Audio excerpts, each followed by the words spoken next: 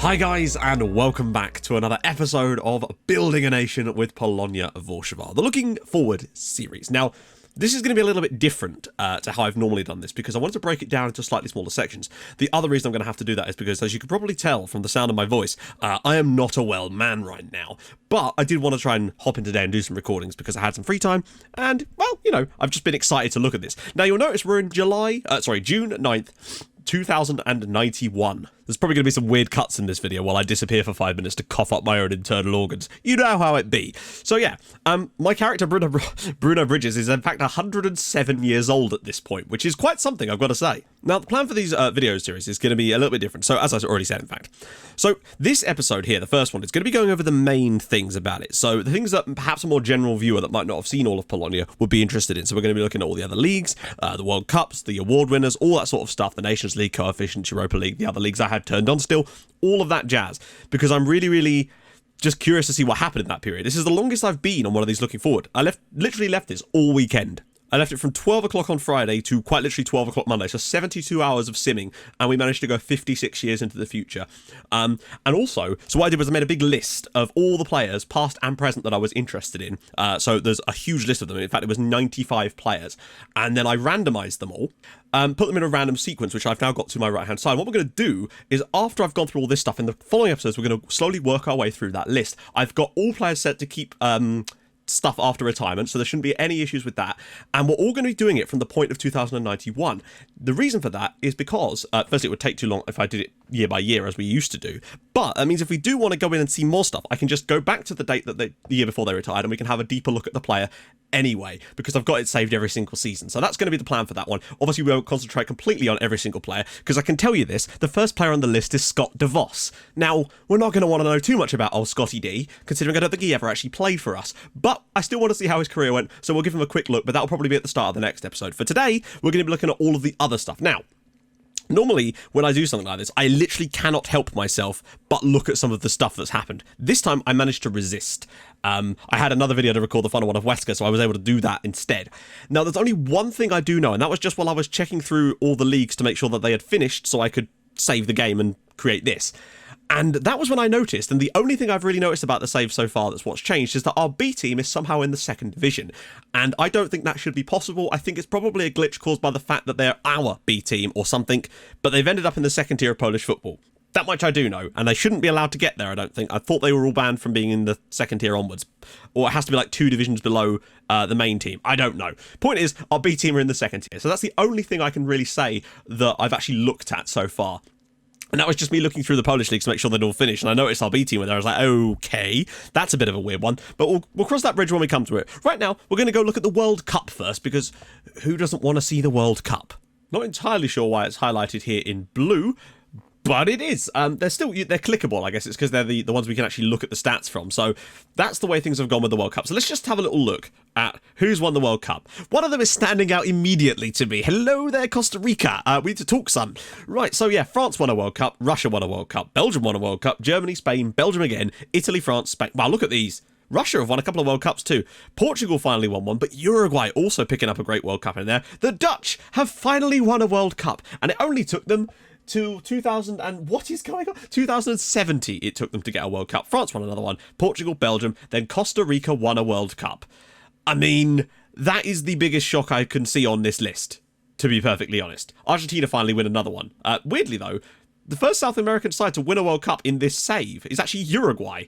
And no Brazilian World Cup winners at all. Any surprise runner-ups? Serbia getting a runner-up medal to Portugal one season is pretty impressive. Sweden getting a runner-up medal too is pretty damn awesome. Senegal getting a run-up one. And Japan. That's pretty cool. Turkey get a runner-up there too. So we've got to look at this. We have to look at this particular World Cup. So let's just have a look at all the groups. Group P, oh, of course, because it gets bigger, doesn't it?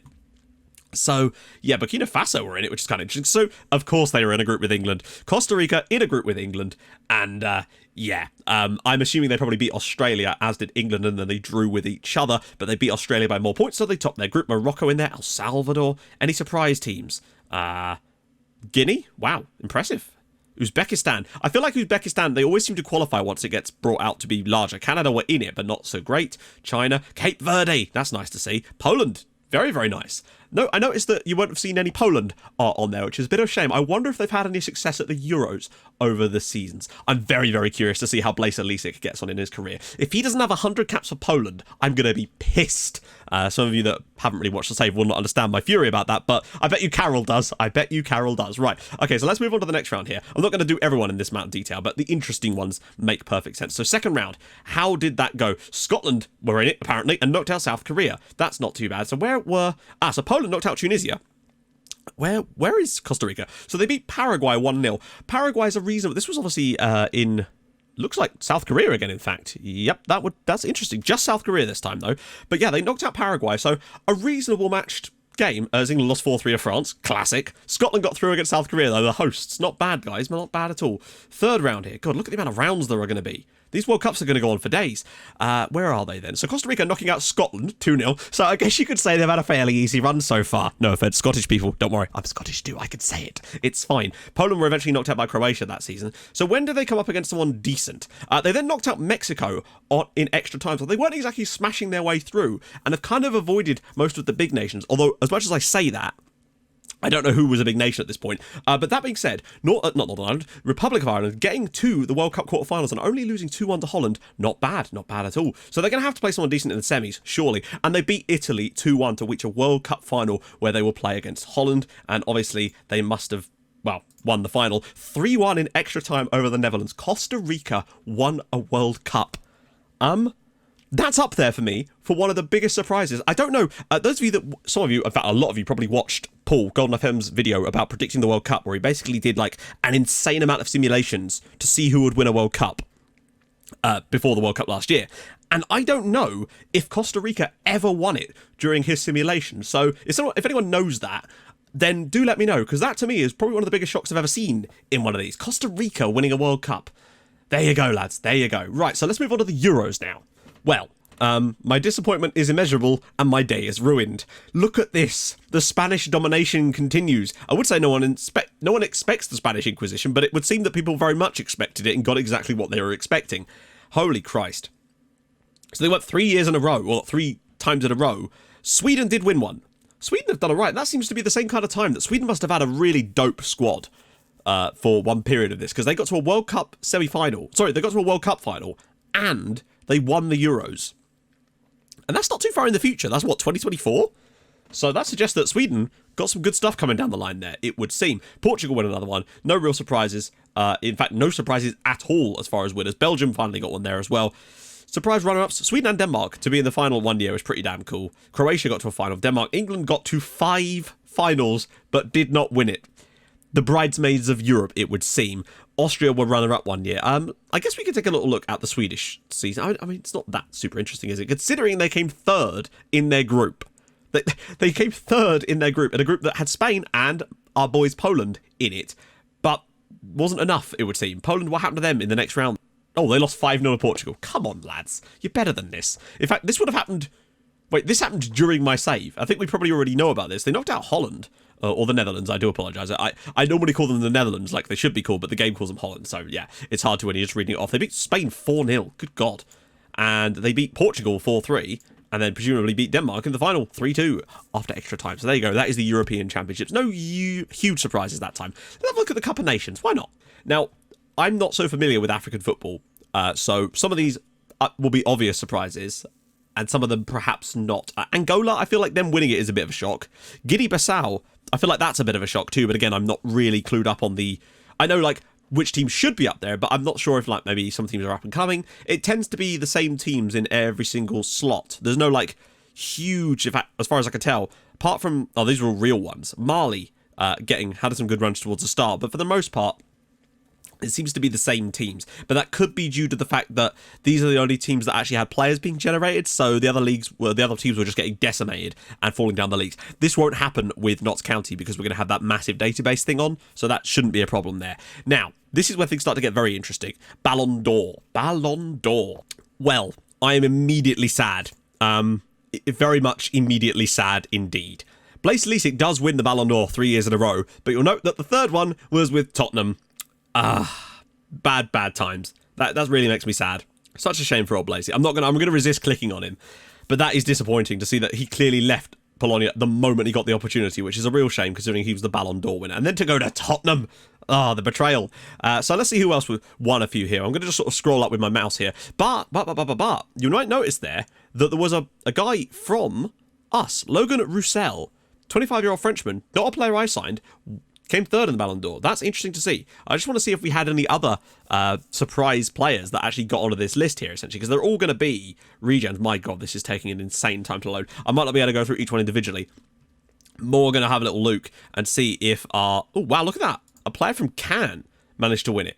That is a slight surprise. A guy called Rafa Radzinski, a Pole as well, pardon me, managed to come second from Manchester City. So I think the biggest shock that I've seen... Oh, Frankfurt as well. Vincenzo Cafagna, not too bad. And a guy called Baby.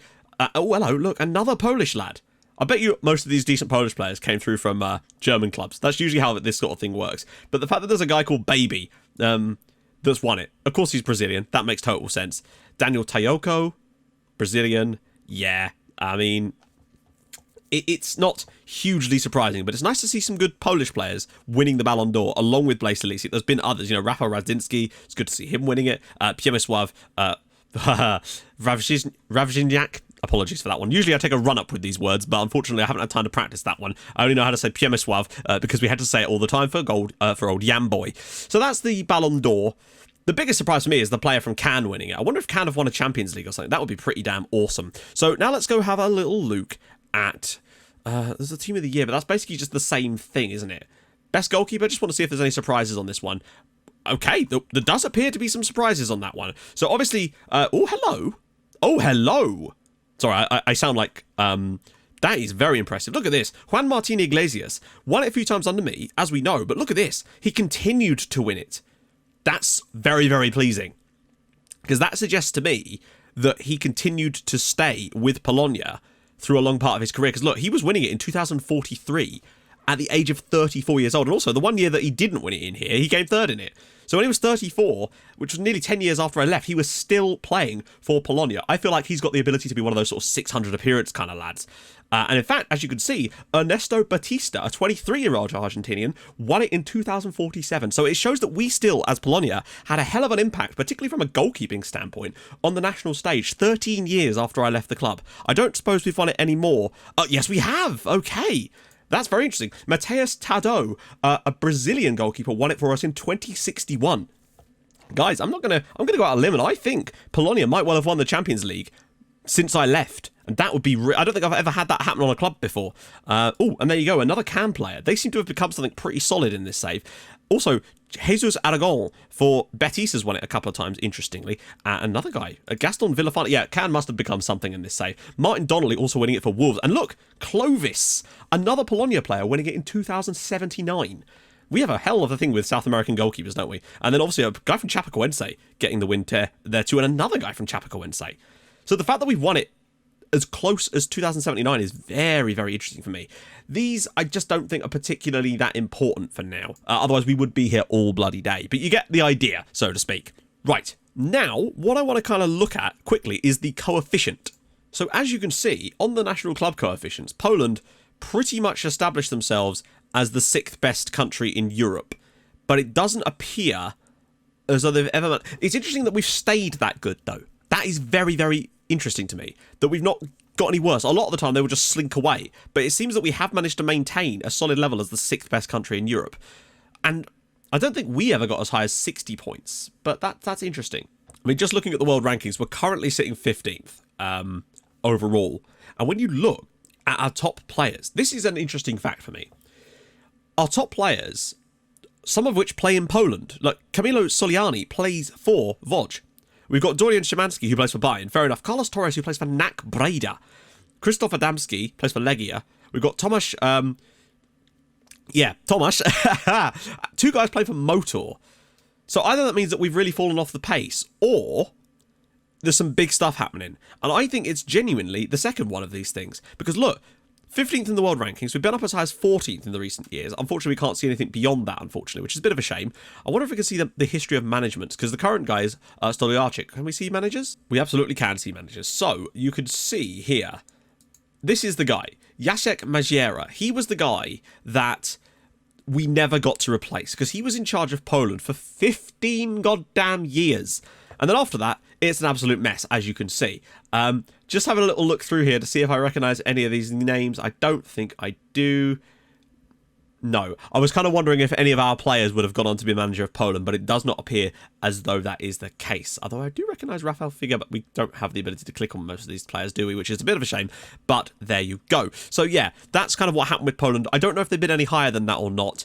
My guess is probably, because we probably brought through a decent number of players for them. So, next on my list, we're going to have a little look through the Europa League and the Champions League, of course. What I really wanted was for a Polish team to win this other than us. And I don't think that's going to have been the case. But I would like to have had someone get to a final. I don't know. We'll see. So, yeah, just looking through this. Obviously, Hertha win one. Southampton grab one. Atalanta, Man City, Leverkusen, Wolves, Leverkusen, Bordeaux, Mainz grab a Europa League title. Lots of English sides. You know the drill. Arsenal, Newcastle, Benfica, Wolves, Monaco, Frankfurt. I don't think Le Havre. Wow, that's impressive. Oh, runner-up Polonia Warszawa in unreadable year. It's 2075, in case you were wondering. I really don't know why it's blue there. That's a really strange choice. Le Havre won another one, though, so they've obviously become something pretty decent. As did Caen again in there, too. Salzburg finally win one literally last year. So, look at this. Yes! It's actually happened. Holy shit. Motor reached a Europa League final. Now, I know I said I wanted a Polish team to win one, but the idea of it just getting to the final, for a team that isn't us to have got to a final, that's huge. That is really huge. So Motor got to the final here against Toulouse, where unfortunately they went on to lose. So then, yeah, we lost one to Le Havre, which is annoying. Coming further down here, it does appear that that was the only ventures into the Europa League from that group of players and teams. Yes, it would appear so. But there you go. The fact that Mainz got to one not that long into the save is pretty impressive. But the point is, we got to a final, as did Motor. And it does kind of mean, we always used to joke about Motor being the fact that I keep calling them Motor for a start, even though it's clearly Motor. But they had loads of money, and they never really did anything with that money, and it would appear that they certainly got their act together later in the century, so that's kind of cool for them, even though they lost the final, and obviously we lost the final too, so we can't really joke around too much. But look at Le Havre, got to so many finals here. I wonder if they've been in the Champions League and how well they did. Well, let's go find out, shall we? Okay, so Champions League. So obviously this is where we won it, and then we were runner-up that year there, and then we won it again, missed out entirely, and then finally in our last season we lost to Manchester City. But as you can see, we got the title back. We won another Champions League under a different manager in the Millennium Stadium in Cardiff by beating RB Leipzig. That's always a nice one for us. And then we beat Inter in another final a few years later. So that's 4 Champions Leagues we won. And then we got double back-to-back runner-ups later on. So we've been in a lot of finals in this save, which is very, very nice indeed. Did we get any more, or did we peter out into insignificance? Yes, we did. We won in Cardiff again, this time beating Real Madrid. So we've won 5 Champions Leagues in this save, as well as being runner-up 4 times. 5 Champions League finals, 4 runner-ups, not bad at all. Let's see if there's any more. It'd be nice to see if we could get close to Real Madrid's record, although admittedly they probably won a few more, because look at Manchester City here. This is insane. See if there's any more in there. Wolves winning quite a few Champions Leagues too, which is impressive. Betis getting one. We really have fallen off the radar for a bit. Can coming runner-up that season. Nice to see. Betis also runner-up one year. Can again runner-up. I would like it if they won one, but it doesn't. Oh, yes, they did. In the Millennium Stadium in Cardiff. Does this just host it every time something interesting happens? It would seem to be the case. And Le Havre won it as well. That's really nice. I want to know what the hell's happened in French football to the point where the big boys both seem to be Le Havre and Caen. That's really, really strange. Newcastle win the Champions League. Enjoy that one, Newcastle fans. You probably need it right about now. Although you did beat Man United before. Let's see. Anything else interesting? Frankfurt with a couple. In fact, the most recent 2 have been Frankfurt wins. So, yeah. We kind of fell off the radar a bit for the last sort of 30 years.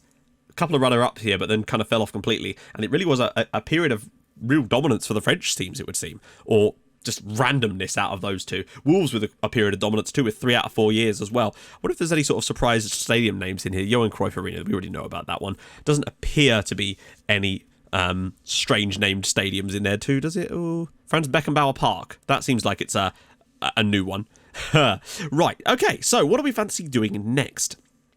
All that's really left is, to be honest, is to look at the actual leagues themselves over the period. So the leagues I have turned on are the main ones and obviously our ones. So we're going to do that now. You would not believe how long it took to just load the Premier League there. But as you could see, Newcastle are amazing. That is kind of the main thing here, as well as Lincoln City being in the Premier League. But look at some of this. This is often what happens, I find, in these saves. Particularly when you haven't got the lower division turned on. The top teams will sort of establish themselves. Although Watford, fair play, not far off winning the league as well, by the way, with a plus 59 goal difference. Jesus Christ. But you can see the bottom clubs just tend to get absolutely obliterated every single year. But let's look at the past winners and we can sort of see what's happened to Jesus Christ.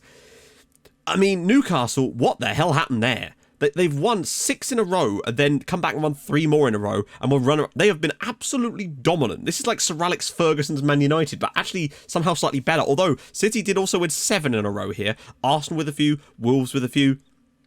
There doesn't appear to be any surprises other than Newcastle and, Wolves, I suppose, but that's not really that much of a surprise. Spurs only getting like a runner-up in there. Any real big surprises? I'm surprised that Watford haven't really been that near, though. Southampton did get a 3rd place in there. Watford came 3rd recently, but they didn't actually won any, it would seem. Spurs definitely had a title win there, which is nice for them, I suppose. But it does appear to be the exact same teams over and over ad nauseum, as you'd kind of expect. I guess we can't be too surprised about that one, really. Right then, so Italy, Inter, well, we know they were dominant in this league for a while, and it would seem that that hasn't really changed a great deal. Although Juventus not having the best time of it anymore, it would seem. Some surprising teams down there as well. So past winners, I mean, look at this. It's basically just Inter with a smattering of someone else. I mean, that is insane. They've won 40-odd of the last 50 titles, I'd say. That is just truly insane. And to be fair, the dominance started during our save. Like, this wasn't something that just happened afterwards. There was the Lazio title win. They've basically not gone more than 2 years without winning a title. Oh, no, still 2 years. In their entire sort of history here, it would seem. Atalanta getting a 2nd place. That's truly astonishing. It's hard to know if any of the big teams have disappeared, but I don't think they have. I would expect something similar to happen with the Polish leagues. That much I will say. Valladolid, Albacete, any real big surprises? Usually not, although Sociedad and Betis certainly do seem to have turned into some godlike teams, and you can see that Real Madrid still pretty damn good. That being said, Sociedad with a load of title wins, basically battling Real Madrid for the past 10 years. Barcelona and Betis in there as well. It seems like Betis and Sociedad have been the 2 big sides that have come out of nowhere to really start taking some titles. Sevilla came runner-up one year, but I think that was during the save. So, yeah, I mean, it's actually pretty uninteresting in all honesty. But again, that's what happens when you don't have some of the lower leagues turned on, I find. It tends to get a bit hegemonic. So in the Bundesliga, let's just have a little look. Yeah, Frankfurt, this makes sense. They have won the last 2 Champions Leagues, so the fact that they've been so dominant recently kind of does add credence to that. Leipzig, though, had a period of huge dominance as well. In fact, a couple of them.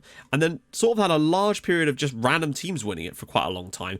Generally the same sort of teams. Obviously, it was Schalke that were the first team to break that the Bayern Munich hegemony, which makes sense. That was, again, during the save. But then Bayern went on to not win it again for at least 15 years.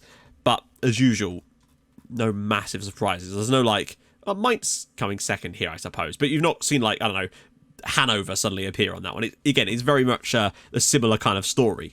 Now, I do want to take a slightly closer look at the French league, because this is weird. It is unbelievably weird. So, Toulouse have won a huge amount of titles recently, but look at this from Cannes. They were absolutely insane. But where's Le Havre? Holy... Wow. I am in shock. Like... So, Caen, fair enough. They had Ballon d'Or winners. It makes sense that they would have won a load of titles. But Le Havre... They've come 2nd 3 times. Never won the league title. They've only got 3 second places. And, like, twice they've come 3rd. What is going on at Le Havre? I know it's Le Havre, but it's really hard to say, so I'm just going to call them Le Havre.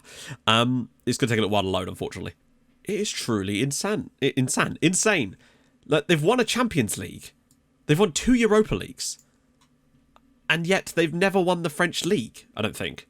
They've won the FIFA Club World Cup, as UEFA Super Cup, 2 Coupe de France. They've won the 2nd division 7 times, but nothing else. And we can see their record in the save. Mostly 2nd tier for quite a while. Finally did get up a bit, but then sort of struggled for a few seasons. Then they finally established themselves in the top flight after being promoted in 2044. They got an 8th place finish a few times, which isn't bad, but then they struggled as a sort of bottom half team for a while before being relegated again, in fact, in 2062. So they were pretty much a nothing club for a long, long period of time. Came back up again, pretty much struggled, but then they had a 6th place, which is pretty damn impressive for them. 72 points as well, and only came 6th.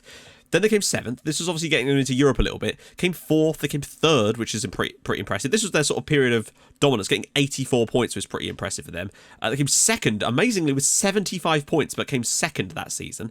2nd with 81. 2nd with 82. And they've been sort of a consistent European performer ever since then. The most points they ever got, actually, was the season they came 3rd, weirdly. And they actually managed to come 4th with 81 points, surprisingly. And I guess the least amount of points they got was 22 one season. Pretty damn weird. But that is so strange. Just looking at their honours. So, yeah, they've come runner-up 3 times and they've come 3rd place 3 times in the top flight. They've won the Club World Cup. In the Champions League, is that the... No, it's the Europa League. So they've won 2 Europa Leagues and been 3-time runner-up in the Europa Leagues. They've won a Champions League and come runner-up twice, but they've never won the French League. That absolutely blows my damn mind. I've got to say, fair play to Le Havre. That's an awesome little achievement for a French club to have done something as awesome as that and to have broken... It's just so impressive to see them never win the French League, but manage to win 2 Champions Leagues. Win a Champions League, 2 Europa Leagues, and reach 5 other finals. Sorry, I know I'm dwelling on that a little bit. That's just really impressed me. Okay, so finally, well, before we get on to the Polish League anyway, it is the Netherlands. This one does look a lot more varied. There was a huge amount of Ajax dominance during our save, but there was still a nice variation of other clubs, including NAC Breda, and maybe they've become something quite decent, because it would... Whoa, Sparta Rotterdam won a title. That's awesome. But Breda did also win one. De Graafschap doing pretty well as well. Vitesse getting in there. De Graafschap winning a title as well. Ajax, there was a lot of battles. Like, you can see that NAC are really winning a lot. Excelsior also doing pretty damn well, but there's a lot of titles in there for NAC. Just a lot of different titles. Even Venlo grabbing themselves a 3rd place spot in there. RZ won it, recently. Any big surprises in there too? Weirdly, though, you'll notice that there's no Feyenoord and no PSV Eindhoven. The last PSV Eindhoven title is here, and the last Feyenoord title is, in fact, just about in our save. They were one of the few sides to actually break that Ajax dominance, but interesting. Right, now Poland. This is where things get very, very strange. So as you can see, Polonia not the current champions of the Polish League for a start, because that honour goes to Łódź. Amazingly. But you'll also notice that GKS Katowice are now being outperformed by their local rivals Rozhwoj Katowice. That is quite hilarious in my mind. Motor there in 7th with Wisła up there as well. As for who else, any big surprises that are actually in the top flight? Lech Poznan, obviously in the bottom half of the league. The usual mob still around. So let's look at past winners. I imagine there's a lot of Polonia title wins in here, but... Oh my giddy aunt. So we literally won the league for like about 30 years in a row, but we did surrender it to our local rivals Legia. And then Motor were in there as well. But then GKS finally grabbed themselves a title win. So they've obviously still put some decent money into the club. They managed to grab themselves 2 titles in there too. But then Łódź have also won 4 titles in the last 7 years. So not bad for them as well. Lots of runners up. Even when we lost the title, we were runner up. In fact, since we won our first title here, and then we went on that huge dominant run, we were runner up when they won it. Runner up there. Runner up there.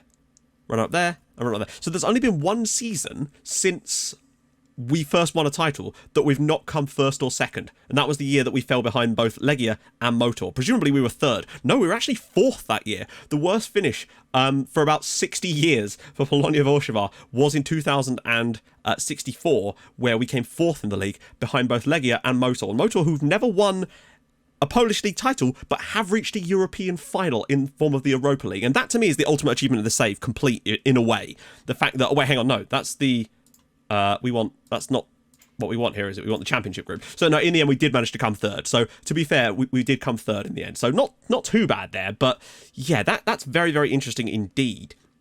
Not too surprising, though, at the same time. I just want to see and have a little look at Polonia Warszawa here. Just give you guys a little taste of what might be coming up in the next episode, because I wonder if we're going to be playing in a different stadium. There's going to be all kinds of things potentially up for grabs. It's certainly not going to be the Blaise Leasing Stadium. So the stadium is... Can I see it? I hate that this thing is glitching out on me.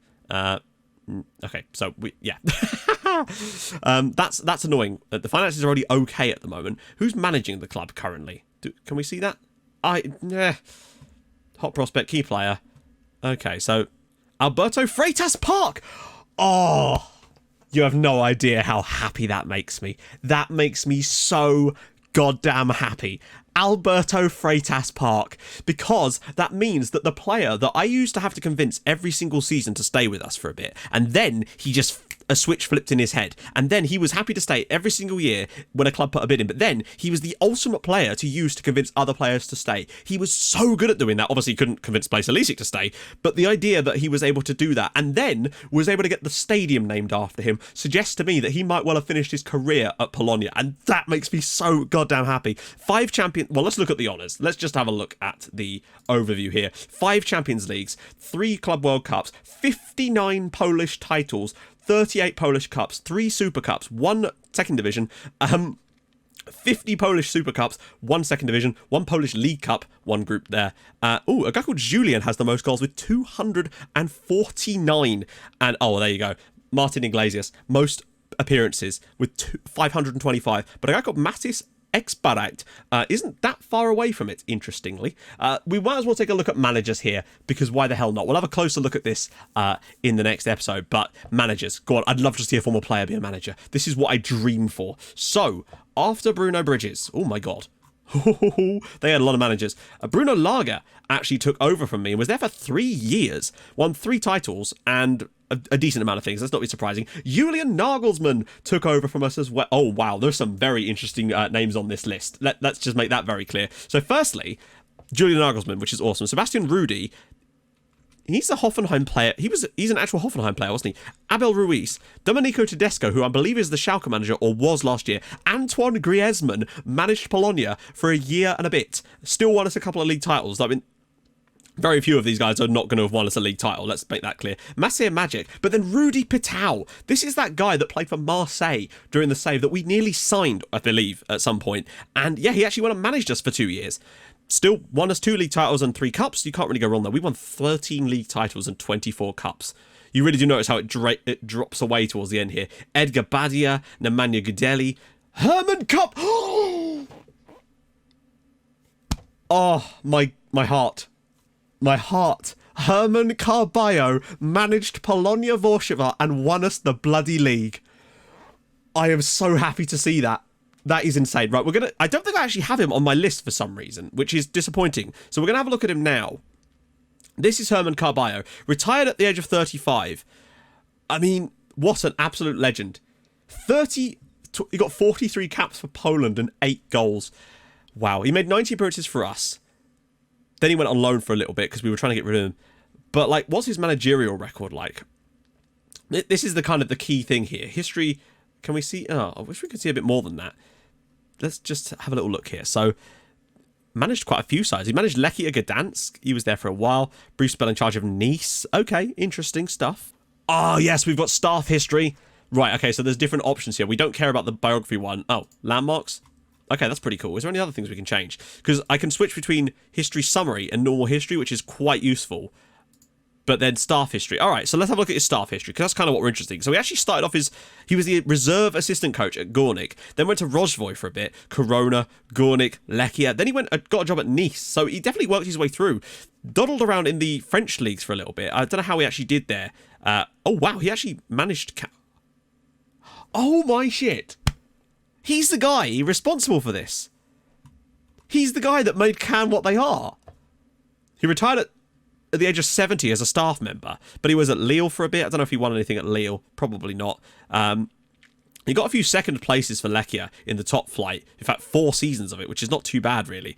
Then he went to Nancy, won the league with them in the second tier, went to Angers for a little bit, didn't really do anything there. Went to Feyenoord for a little bit. I wish this was in order. I don't think it is, though, is it? It seems like it's... Well, I think it is, actually. Yeah, no, it absolutely is in order, isn't it, what we're talking about? So, then, yeah, it didn't really win anything after that. It didn't win anything at Angers or Feyenoord. He was there kind of small periods. Bordeaux, Stuttgart. My God, he's managed so many teams. Angers again. He managed Milan for like 2 years. Saint-Etienne. Finally managed to win something again by becoming Porto manager. Won the league with them and also won the Supertasa. So interesting on that one. He then went to Dortmund and was second in the German Cup. So he had a decent spell but didn't really win anything. He was a top manager but just never quite did anything there, it would seem. Then, though, he came to Polonia Warszawa, and that is so cool to see. He won us the Cup and he won us the League, which is insane. And he obviously won us the Super Cup. So Herman Carballo won Polonia Warszawa the league. Really, really impressive. He then got the Chelsea manager job off the back of that. Club runner-up, 3rd in the Premier League, won the FA Cup, Community Shield, 3rd in the Premier League, and he got them second in the Europa League, so didn't actually win anything major with Chelsea, which is a shame. But then off the back of that, somehow got the Barcelona job, and it didn't appear to go that well. He wasn't even there a full year, didn't win anything with Barcelona, but that's still amazing. And then managed to parlay that into the Bayern job as well. Didn't win anything there. Then he went to Real Madrid and didn't win anything there either particularly. Came second in the league. But then he went to Wolverhampton Wanderers, won the Carabao Cup, second in the Premier League, won them the Europa League and the Europa Super Cup. So he did win stuff with Wolves, in fairness to him. But it just continues. It's incredible. Got the Europa League final with Bordeaux and then took over at Cannes. And this is insanity.